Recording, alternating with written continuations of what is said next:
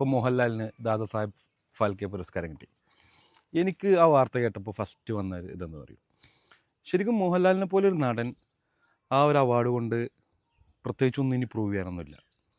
പക്ഷേ ആ അവാർഡ് മോഹൻലാലിന് കിട്ടുമ്പോൾ എനിക്ക് മോഹൻലാൽ പുരസ്കരിക്കപ്പെട്ടതിനേക്കാൾ കൂടുതൽ ആ അവാർഡിന് ഒരു ബഹുമാനം കിട്ടിയ പോലെയാണ് തോന്നിയത് മോഹൻലാലിനെ പോലെ ഒരാൾക്ക് കിട്ടുമ്പോൾ.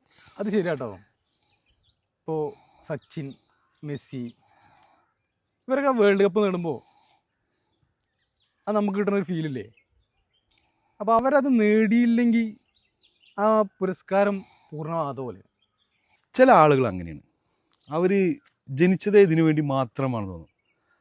ഇതില്ലായിരുന്നെങ്കിൽ അവരുടെ ജീവിതം മറ്റൊരു തലത്തിലേക്ക് നമുക്ക് ചിന്തിക്കാൻ പോലും പറ്റില്ല. മോഹൻലാലിനൊരു സിനിമാ നടനല്ലാണ്ട് വേറൊരു തലത്തിലേക്ക് നമുക്ക് ചിന്തിക്കാനേ പറ്റില്ല.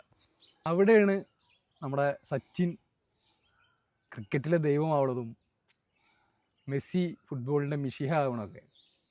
പിന്നെ ആക്ടിങ്ങിൽ നമ്മളെ മോഹൻലാൽ ഒരേ ഒരു രാജാവ് ആവണം.